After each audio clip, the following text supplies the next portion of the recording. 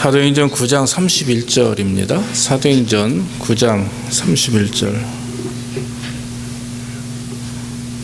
신약성경 203페이지.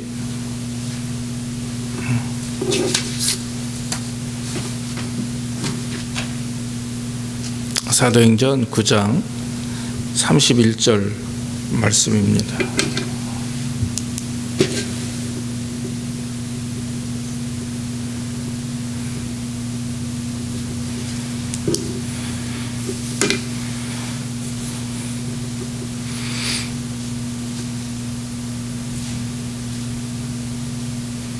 그리하여 온 유대와 갈릴리와 사마리아 교회가 평안하여 든든히 서가고 주를 경외함과 성령의 위로로 진행하여 수가 더 많아지니라.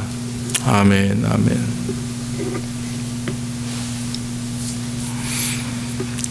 오늘은 거룩한 부흥을 이루라, 그런 제목으로 말씀을 드리기를 원합니다. 1월 1일 신년 예배 때 광고에 여러분들 말씀을 드렸다시피 올 2020년도는 우리 교회 표를 거룩한 부흥을 이루는 교회, 거룩한 부흥을 이루는 교회, 오늘 본문에 나와 있는 사도행전 9장 31절 말씀을 토대로 해서 그렇게 1년 동안 우리가 함께 기도하며 노력하기를 원합니다. 거룩한 부흥을 이룬다라는 말이 그렇게 쉽게 순간적으로 이해되는 것은 아닙니다. 왜냐하면 여러분, 거룩이 부흥이고요, 부흥이 거룩입니다. 그래서 성도들이 교회가 거룩하고 건강하면 부흥이 되는 것이고, 또 부흥이라는 말은 거룩을 추구하는 것이고, 또 거룩한 하나님의 사람의 삶을, 성도의 삶을 사는 것이 부흥이거든요. 그래서 오늘날 많은 사람들이 부흥하면 양쪽으로 크게 커지고 숫자적으로 많아지고 이런 것들을 이제 우리가 쉽게 생각을 하는데, 사실적인 어떤 부흥의 의미는 그렇진 않습니다. 오늘날 우리 교회들이 많아졌고 성도 수도 많아졌고 했지만, 문제는 이제 우리가 거룩한 교회, 거룩한 성도로 하나님 앞에서 온전한 예배자의 모습을 가지고 살아가는, 정말 그 성도들의 모습이 많이 이렇게 부족함을 우리는 아쉽게 느낍니다. 오늘날 사람들이 부흥을 갈망하지만 그 부흥이 진정으로 하나님 앞에 내 영혼과 내 삶이 변화되는 부흥을 원하는가 볼 때 많은 교회나 사람들이 부흥주의에 빠진다고 그러죠. 그러니까 어떤 그 외형적인 것에 그것만이 성공이고 부흥임을 알고 그렇게 이제 있는데, 그것은 사실은 욕심에 불과하다고 저는 믿어집니다. 그래서 부흥을 갈망하고 부흥을 헌신하지만, 그러나 진짜 부흥의 목적이 무엇인지 우리가 마음을 한번 돌이켜서 생각해 봐야 될 줄로 믿습니다. 김남준 목사님이 쓴 이제 거룩한 부흥이라고 하는 책 안에 보면은 하나님의 참된 부흥은 하나님 자신만이 만들어진다, 그렇게 말하고 있습니다. 교회가 거룩한 부흥을 위해서 사람은 부흥의 방법을 찾지만 하나님은 한 사람을 찾는다, 그렇게 말씀하고 있죠. 오카누 목사님이 살아생전에 강조하셨던 말씀은 한 사람이었습니다. 그러니까 사람에게 집중하는 거죠. 그래서 저희 교회도 올 한 해 그동안 잘 해왔지만 올 한 해는 사람에게 집중했으면 좋겠습니다. 그래서 한 사람, 먼저는 남이 아니라 나 자신이죠. 내 자신이 하나님 앞에 거룩한 하나님의 백성답게, 거룩한 그리스도인답게, 거룩한 교회 성도답게 그렇게 성장하고 또 성숙되고, 그래서 하나님을 기쁘시게 하는, 그래서 여러분 우리 교회가 은혜롭게 건강하게 부흥하는 그런 역사가 있기를 주의 이름으로 축원합니다. 사실 거룩한 부흥이라고 하는 것은 즐거움에 휩싸이진 않습니다. 우리가 잘 모이고 우리도 잘 먹고 잘 나누고 사랑의 교제가 충만한데, 사실 부흥이라고 하는 것은 그런 즐거움이나 기쁨에만 휩싸이는 것은 아닙니다. 이 거룩한 부흥은 고통이 있을 수가 있고 노력도 있을 수도 있고 땀 흘림이 있고 또 여러 가지 안타까움이 있을 수도 있습니다. 왜냐하면 그만큼의 거룩한 부흥은 내 자신이 헌신해야 되고 내놔야 되고 내려놓아야 되고 낮아져야 된다라고 하는 거죠. 그러므로 새해를 맞이해서 우리의 영혼이, 우리의 가정이, 우리 교회가 정말 하나님 앞에 하나님이 기뻐하는 교회로 그렇게 세움받기를 간절히 원합니다. 뭐 이렇게 말씀드리니까 되게 막 이렇게 크고 웅장한 것 같은데 안 그래요. 사실은 정말 오늘 제가 이 말씀을 보면서 초대교회, 그 당시 온 유대, 갈릴리, 사마리아 있는 모든 교회가 평안하고 든든하고 또 경외함과 또한 성령의 위로로 교회가 부흥했다, 그렇게 말을 했죠. 그래서 이 초대교회 모습을 보면서 과연 이 초대교회가 진정한 거룩한 그 부흥의 모습을 보여주고 있는데 과연 그 안에 무엇이 있었는가 하는 것입니다. 그래서 오늘 저는 우리가 쉽게 이해할 수 있는 그런 세 가지만 말씀드리길 원하는데, 제일 중요한 거룩한 부흥을 이루는 그런 교회가 되기 위해서 가장 중요한 것은 뭐니 해도 증인된 삶을 사는 거죠. 즉 전도를 얘기하는 겁니다. 그래서 여러분, 이 초대교회 성도들은 목숨을 바쳐서 전도를 했어요.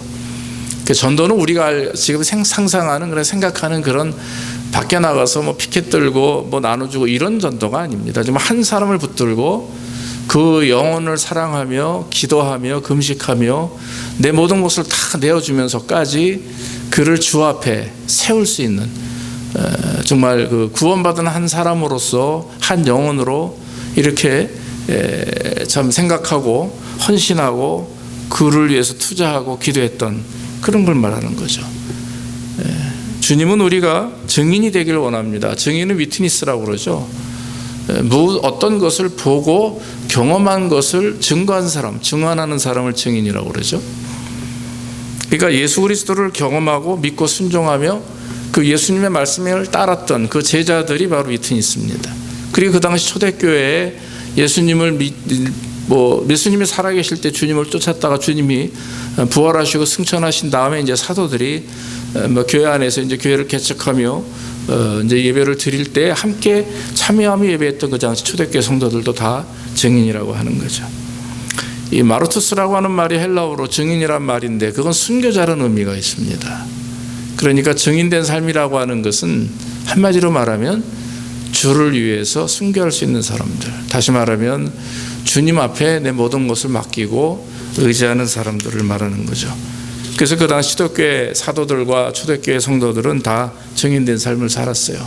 어려움이 오고 복음을 증거하다 옥에 갇히고 핍박이 와도 감사함으로 그거를 다 감당했죠. 오직하면 그 당시 요세푸스나 그 당시에 이제 살아있던 역사가들이 나중에 책을 남기기를, 이상하다 이거예요. 왜 그리스도인들이 그렇게 사자밥이 되고 온몸이 찢기는 죽음을 당하고 그런 고통을 당하는데도 그 얼굴은 날마다 평안하다 이거예요.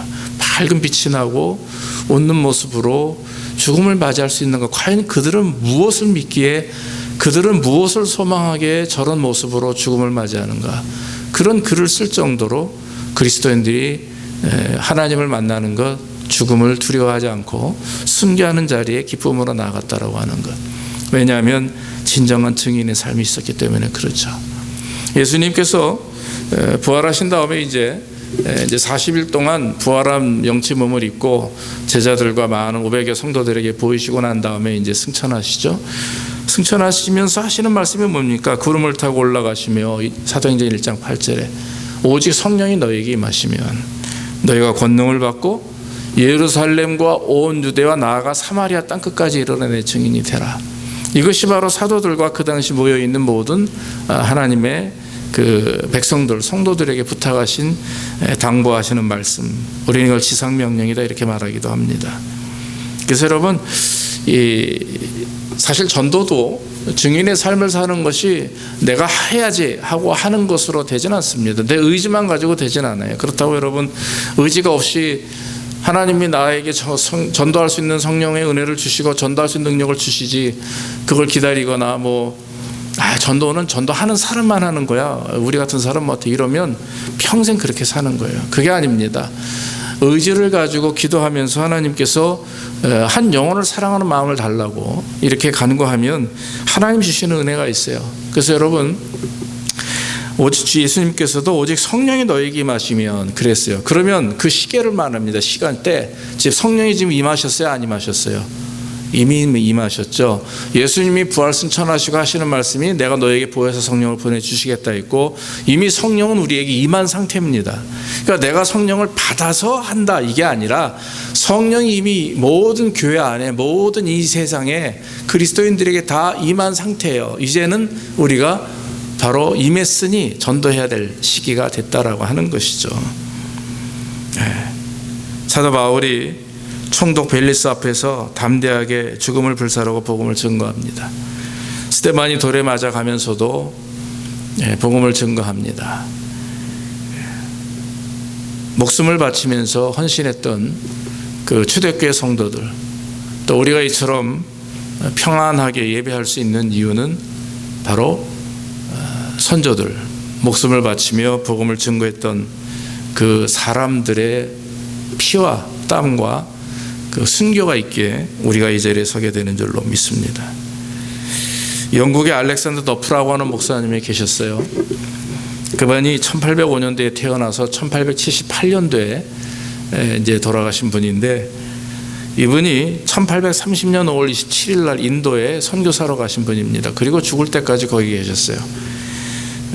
그러니까 거의 뭐 한 53년, 58년 정도 인도 선교사로 고생을 하셨는데, 그 알렉산더 더프 목사님의 그 선교 방법은 특이합니다. 그건 뭐냐면, 여러분, 인도가 선교하는 것에 따라서 이제 전략이 다르죠. 그런데 인도는 아시다시피 이렇게 지배 계층이 있지 않습니까? 서민들이 계층이 있죠. 계급이라고 그래요. 근데 이제 이분은 상류사회를 전도하기를 원했던 거죠. 그래서 상류사회에 들어가서 그들에게 복음을 전하는데 이 프라이빗 스쿨, 학교를 설립해서 그 다음에 이제 상류층 자녀들을 모집해가지고 복음을 증거하는데 영향력이 굉장했다라고 하는 거죠. 지금도 인도에 가면 스카티시 철치 칼리지라고 그래서 스코틀랜드 교회 뭐 대학교 뭐 이렇게 얘기할 수 있는데, 그런 학교가 아직도 있다곤 하네요. 근데 그가 이제 평생 복음을 증거하다가 이제 죽기 직전에 스코틀랜드로 돌아왔습니다. 고향으로 돌아와서 내가 이제는 평생을 헌신했으니 내 뼈는 고향에다 묻어야 되겠다라고 이제 돌아온 거예요. 돌아왔을 때 교회 지도자들이나 관계자들이나 성도들이 모여가지고 이제 환영식을 하는 겁니다. 근데 이제 이 더프 목사님 앞에서 이제 강연을 하다가 마지막에 내가 이렇게 왔는데 인도에는 너무나 많은 지원자들, 선교사들이 필요하다. 좀 지원할 사람 있냐 했는데 진짜 한 사람도 손든 사람이 없었다는 거예요. 충격을 받고 그 자리에 주저앉았습니다. 이 노인네가. 그러고 나서는 이제 한참 있다가 이제 사람들이 부추기니까 나를 다시 이렇게 세워달라고.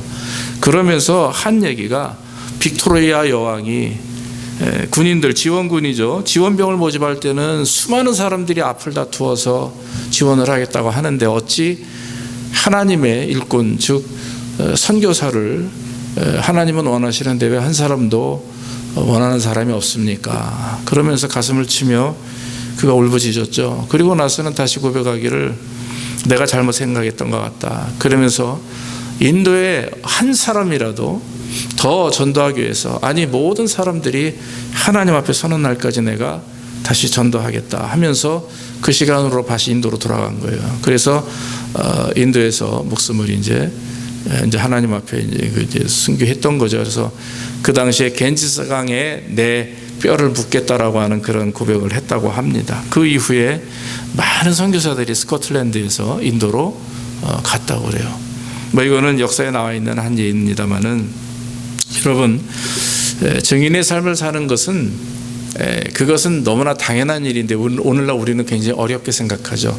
전도하는 사람은 따로 있어야 되고, 또 뭐 섬기는 사람도 따로 있어야 되고, 나는 뭐 이래서 어렵고 이렇게 힘드니까 나 이런 게 안 되니까 하나님이 축복하신 사람이 있을 거야, 막 그 사람들이 하면 되겠지. 천만의 말씀이에요.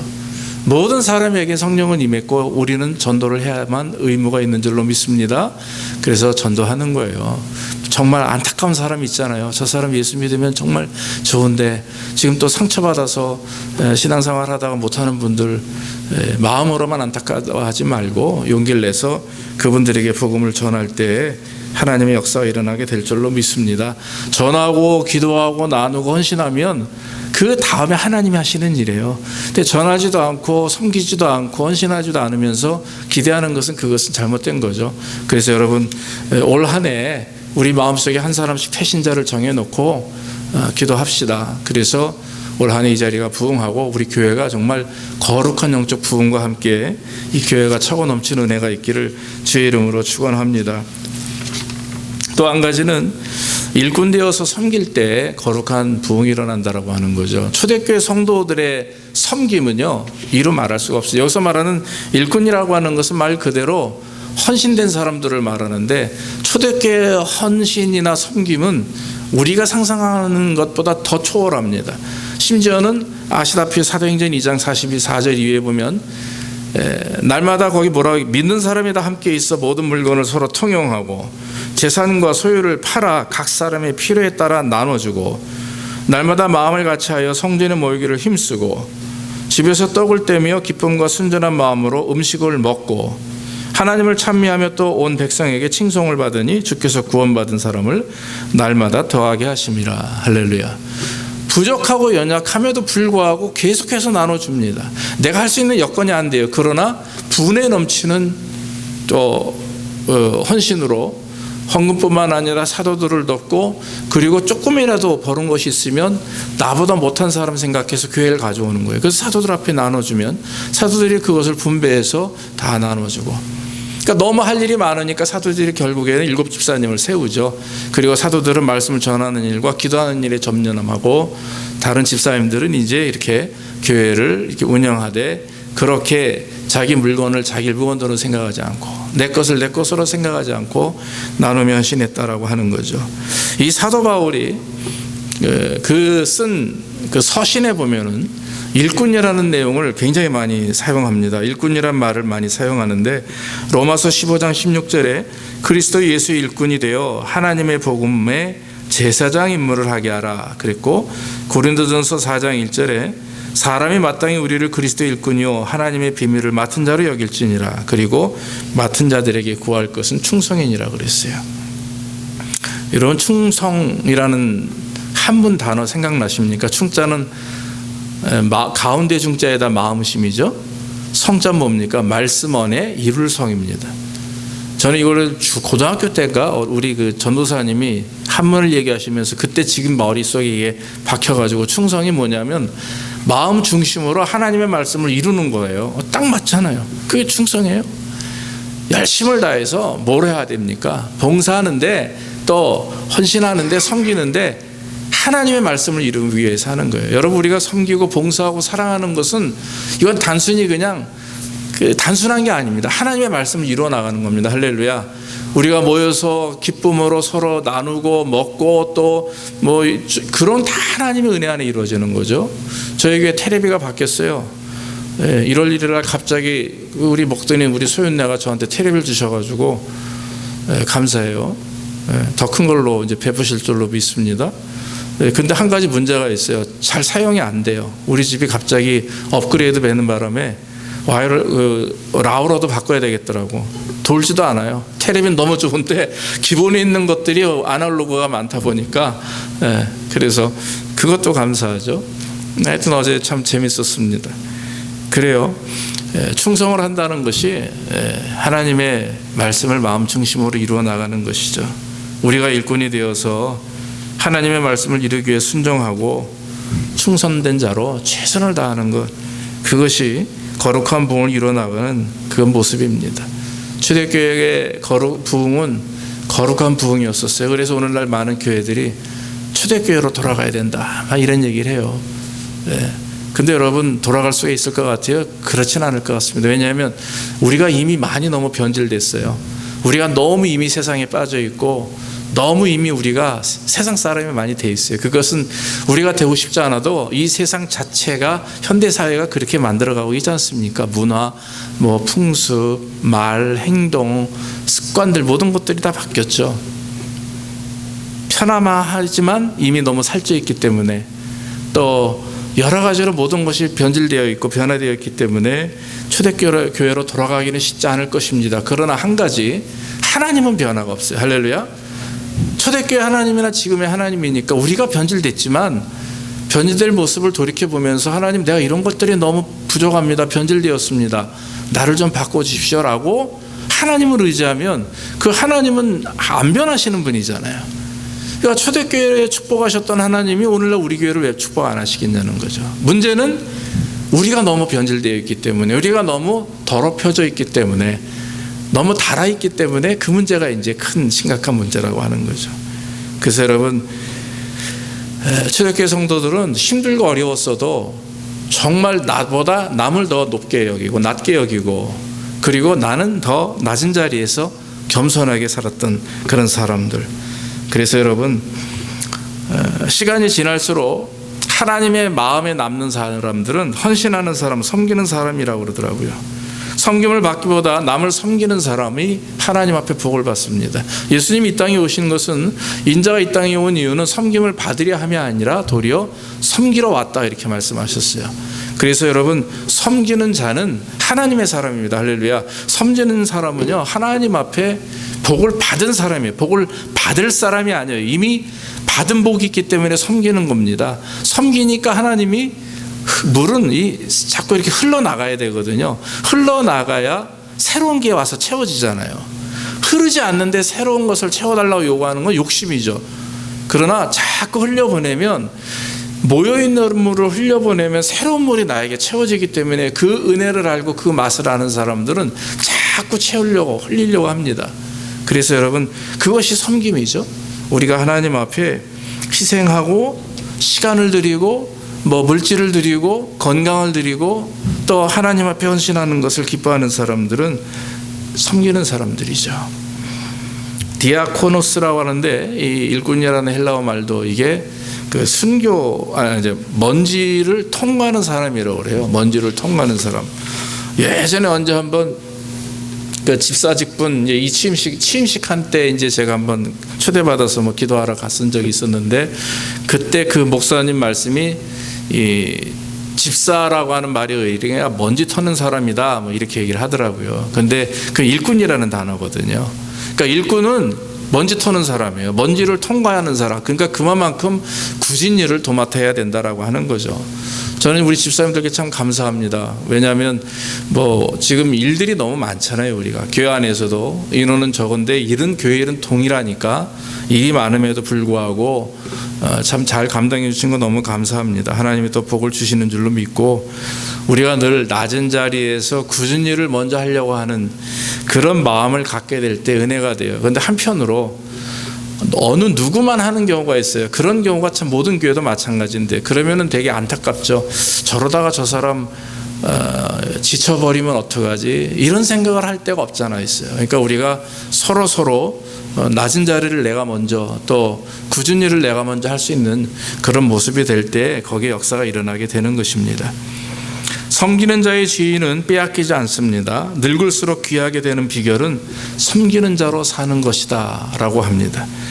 우리의 인생은 섬기면 섬길수록 빛이 나게 되는 거죠. 일생을 섬기는 일에 최선을 다하는 사람일수록 하늘에서는 귀하게 여겨지는 것입니다. 겉만 번지르르 하고 구색은 갖추었지만 섬기지 못하고 대접받기를 좋아한다면 그것은 큰 문제가 되는 것이죠. 그러므로 저와 여러분들이 올해는 더, 그동안 잘 해오셨는데 올해는 더 우리가 정말 섬기는 일, 그리고 낮은 자리에 스스로 처할 수 있는, 또 굳은 일을 먼저 감당할 수 있는, 그래서 우리 하나님이 기뻐하시는 우리 성도들 교회가 되길 바라고, 우리 교회가 점점 더 새로운 거룩한 부흥이 있기를 주의 이름으로 축원합니다. 마지막으로는 이제 제자의 삶을 사는 겁니다. 여러분, 그리스도인이 세 타입이라고 그러죠. 교회인이 있죠. 그리고 성도가 있고 제자가 있다고 그래요. 교회인은 교회 다니는 사람, 종교생활하는 사람이에요. 성도는 그래도 말씀대로 살려고 애쓰고 노력하지만 좀 종종 넘어지지만 그래도 정말 예배에 열심히 다하는 사람. 근데 제자는요, 그냥 하나님 때문에 사는 사람이에요. 하나님 때문에. 다시 말하면 하나님을 섬기고 따르고 순종하는 것이 삶의 목적입니다. 그런데 여러분, 오늘날 우리가 이 땅에서 온전히 살아갈 수 있는 방법은 딱 한 가지밖에 없어요. 교인의 모습보다, 성도의 모습보다 제자의 모습을 가지고 살아야 진정한 삶을 이룰 수가 있습니다. 믿습니까? 예, 그래야 돼요. 여러분, 그 제자입니까? 라는 책 읽어보셨어요? 옛날에 제가 대학원 다닐 때인가 아마 우리 집사님들 중에 뭐 중고등학교 때 읽어보신 분들도 있었겠는데, 후안 까를로스 오르티즈라고 하는 유명한 목사죠. 근데 이 양반이 쓴 제자입니까? 라고 하는 책의 서론에 이런 말이 있습니다. 성령께서 나를 깨뜨리시기 시작했다. 그분의 첫 말씀은 이것이다. 너는 코카콜라 회사가 콜라를 파는 것과 똑같은 방식으로, 리더스 다이제스트가 잡지책을 파는 것과 같은 방식으로, 이거 옛날 책이니까 이제 옛날 얘기가 나오는데, 그렇게 복음을 전파하고 있다. 도대체 내가 하는 일들 가운데 어디서 나의 손길을 찾아볼 수 있겠느냐, 이렇게 주님이 말씀하셨다는 거예요. 600명 700명 모이는 교회 목사예요. 처음에 조금밖에 안 되는 교회 가가지고 그렇게 큰 교회가 됐어요, 순식간에. 그래서 막 부흥한다고 그러고 난리를 쳤는데, 기도 가운데 하나님이 그에게 말씀하시는 겁니다. 너의 전도, 너의 부흥 안에 내 손길, 내가 거기 어디 있느냐, 이거예요. 그러면서 하시는 말씀이, 두 번째 주님이 말씀하신 길을, 너는 잘하고 있지 않다. 나름대로 자기들은 막 성장한다고 난리를 치고 있는데, 그런데 예수님 하시는 말씀은 너는 잘하고 있지 않다. 단지 너는 살이 쪘을 뿐이다. 이렇게 얘기했다는 거예요. 그러면서 이 사람이 깊이 회개하고 참여하면서 새롭게 나름대로 제자 훈련이라고 하는 것을 하고 또 기도하면서 쓴 책이 제자입니까? 예요. 예. 여러분, 그 유명한 책이 있죠. 얼마 전에 팬인가 제자인가, 야구장에 가보면 팬이 있다는 게 아닙니까? 어느 편. 그래서 저도 뭐 축구 좋아하고 뭐 야구도 다 좋아하는데, 자, 제가 요즘에 이제 토트넘 뭐 그 축구를 좀 좋아해요. 그래서 손흥민만 나오면 막 이렇게 보는데 요즘에 안 나오는 것 같더라고요. 자, 그 팬입니다, 저는. 근데 그거 안 하면요, 볼 일이 없어요. 다시 말하면 축구장에 팬은 딱 두 팀으로 나눠져 가지고 이쪽이냐 하는 거예요. 근데 그 게임이 끝나면 싹 사라지는 게 팬이에요. 초대교회 예수님을 쫓았던 많은 사람들 가운데 병 고치기 원했던 사람, 다시 말해서 5병의 기적과 7병의 기적이 있었는데 4,000명을 먹이시고 남았고 5,000명을 먹이시고도 12강주일이가 남았는데, 마지막 설교가 끝나고 난 다음에 들판에 누가 있었어요? 아무도 없었어요. 제자만 남았어요.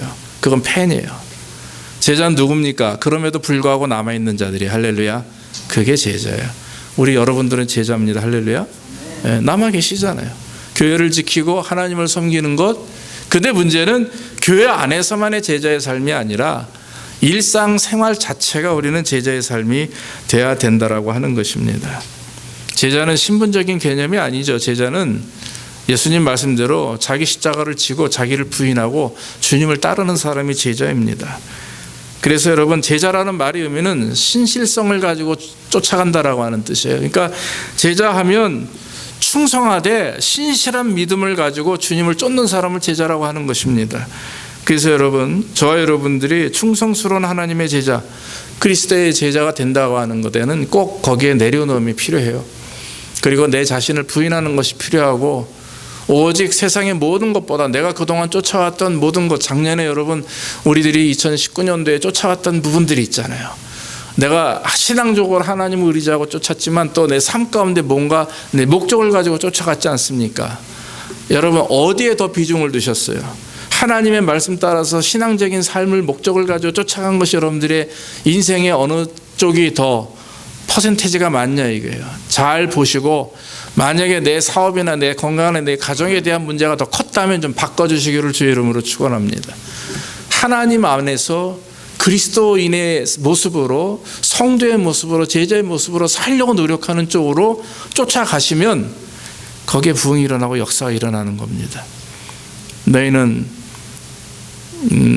하나님의 나라와 의를 구하라. 그리하면 이 모든 것을 너희에게 더해 주시리라. 그러니까 너희는 먼저 하나님의 나라와 의를 구하는 자, 그것이 바로 그거거든요. 그러니까 여러분, 제자의 삶이라고 하는 것이 어렵고 힘든 것이 아니라 현실 속에서 우리가 살고 있는데 지금 그렇게 살고 있어요, 제자답게. 근데 문제는 포인트, 즉 목적을 잘 세워서 우선순위를 무엇에 두고 살아가느냐, 그게 제자라고 하는 거죠. 그걸 보여주고 그걸 가르쳐야 되는 거예요. 자녀들에게 보여줘야 됩니다. 그래야 우리뿐만 아니라 우리의 자녀들이 우리의 인생 아닌 또 나아가 이 교회와 나아가 그 아이들의 미래가 하나님 앞에 붙들림바 되는 삶을 살 수가 있다라고 하는 것이죠.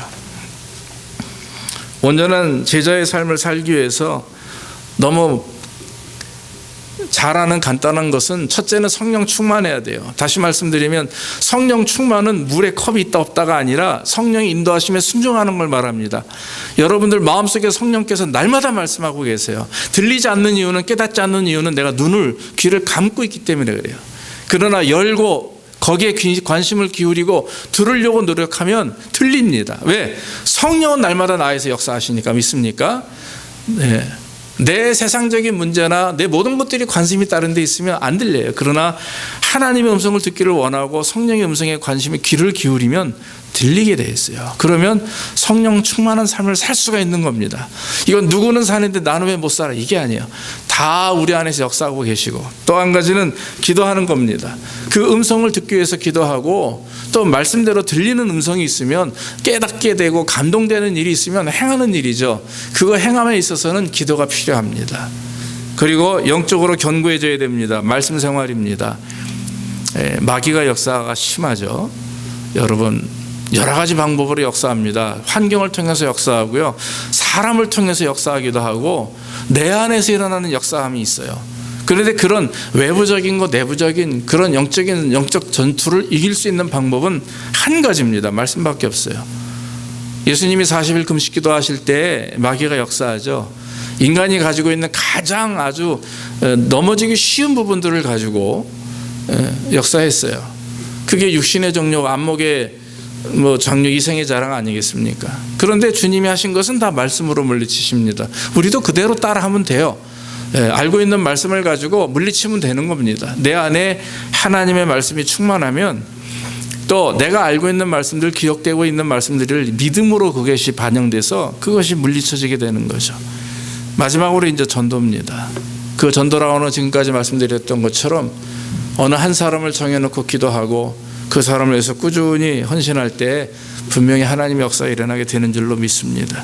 예수님의 사역은 세 가지였죠. 가르치고 치유하고 전도하는 거였습니다. 마찬가지입니다. 그리스도인의 사역은 전파하는 것과 함께 기도함으로 치유하는 것과 가르치는 것은 충고하고 손가락질하는 게 아니라 하나님의 말씀을 전달하는 거예요. 믿습니까? 우리가 뭘 가르칠 수가 있겠어요? 제가 여기서 여러분들에게 가르치는 겁니까? 말씀을 증거하는 겁니다. 증거 속에는 가르침이 있고 훈계가 있고 야단침도 있고 다 그런 거죠. 그렇기 때문에 여러분, 하나님의 말씀을 전달하는 거예요. 그러면 하나님의 역사하심이 있게 되는 줄로 믿습니다. 결론적으로 말씀을 드립니다. 거룩한 부흥을 이루는 교회는 오늘날 하나님이 원하시는 겁니다.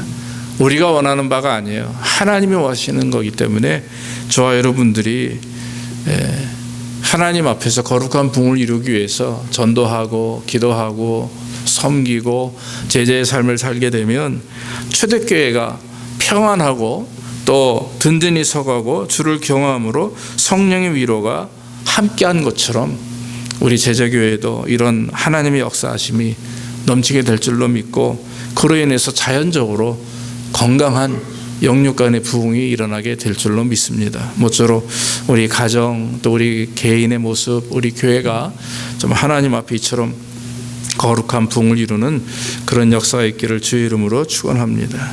기도하겠습니다. 아버지 하나님, 감사합니다. 1월 첫 주 주일을 주 앞에 드리게 하시고 거룩한 부흥을 이루라 하는 말씀을 주시니 감사하고, 오늘 말씀처럼 우리가 하나님 섬기게 하시고 전도하게 하시고 헌신하게 하시고 또 제자의 삶을 살게 하셔서 초대교회에 하나님이 축복하신 것처럼 우리 교회가 평안하며 든든히 말씀 위에 서가고 주님을 경외함과 성령의 위로와 안식이 우리 교회 안에 충만하도록 인도해 주시옵소서. 그래서 영육이 부흥되게 하시고 우리 교회가 부흥되어서 빈자리가 채워지되 양적 성장보다는 정말 질적으로 정말 하나님 앞에서 한 사람 한 사람이 제자로서의 삶을 삶으로 충만한 교회가 될 수 있도록 주께서 복을 내려 주시옵소서. 모든 말씀 예수님의 이름으로 감사하며 기도하옵나이다. 아멘. 265장